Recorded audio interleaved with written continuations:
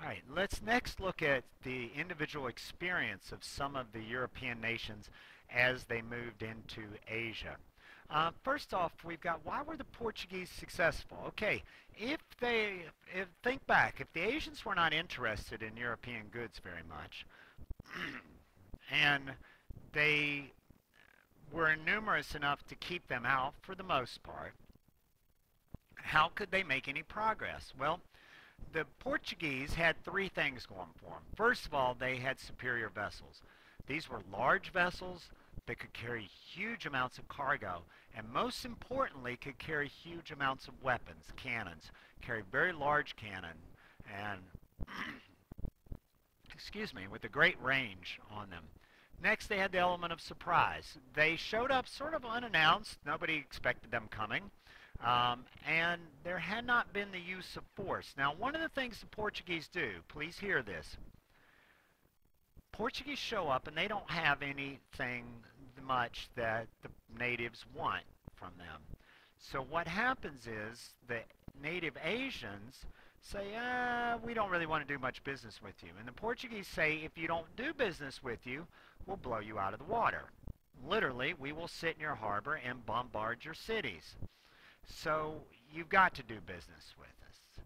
And you say, well, there's so many people in Asia. Couldn't they turn them back? Well, they don't unite. Remember, they've got their own problems amongst themselves. So they fail to unite. Hear that. The Asians fail to unite. They don't work together, particularly in places like India, which had it worked together, could have probably turned them away. But remember the local lords under the Mughals? Do you remember those guys? So they don't have a particular problem when the Mughals are getting attacked with just standing by and watching it happen.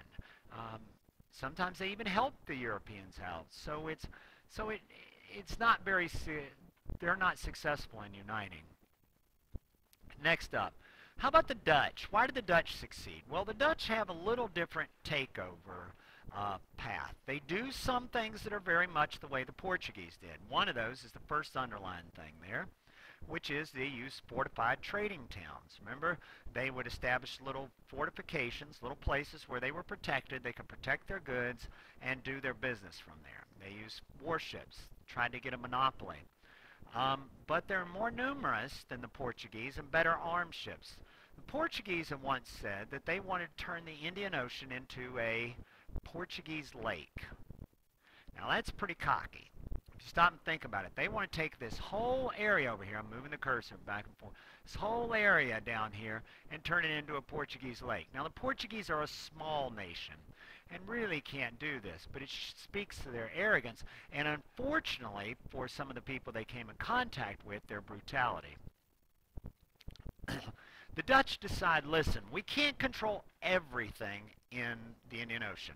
We cannot control everything. So what we're going to do is, and I wrote it in here, we're going to take a small number of spices and we're going to try to control all phases of production. So we'll pick a couple of islands out here in the Dutch East Indies. Or maybe we'll go to Ceylon and try to control the cinnamon production. We'll get it from the moment they're growing it until they sell it. We'll carry the planting, the harvesting, the putting it on ships. We'll control the ships. We'll do everything so that we'll maintain a monopoly at all phases and we'll get the profit.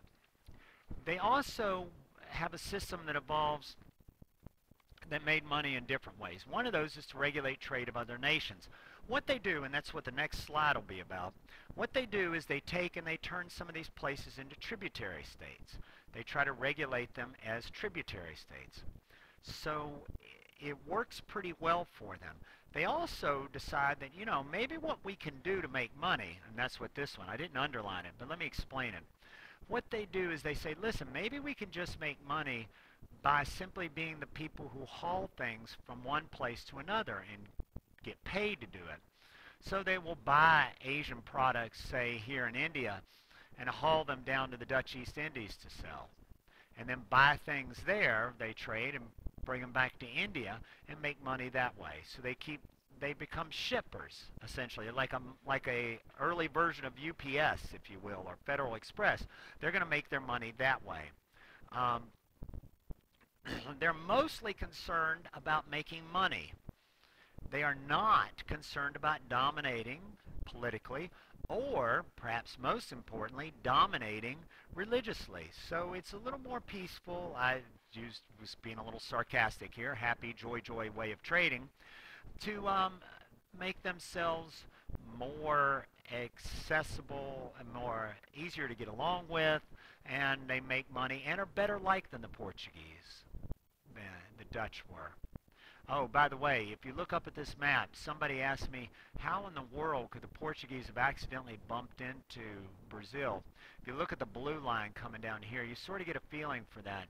If you guys know, a lot of storms blow off this part of the coast of Africa, which eventually become hurricanes for us, or tropical storms. And so in order to get away from those storms, they would swing wide here, and that's how they bumped into the Portuguese had bumped into Brazil earlier.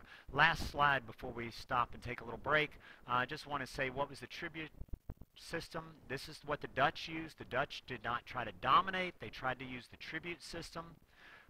So basically, tribute system says you can live how you want, but leaders must meet tribute quotas. For the Dutch, those were the crops that were planted and harvested in the Spice Islands. So your tribute was, you could rule yourself, but you had to pay in crops.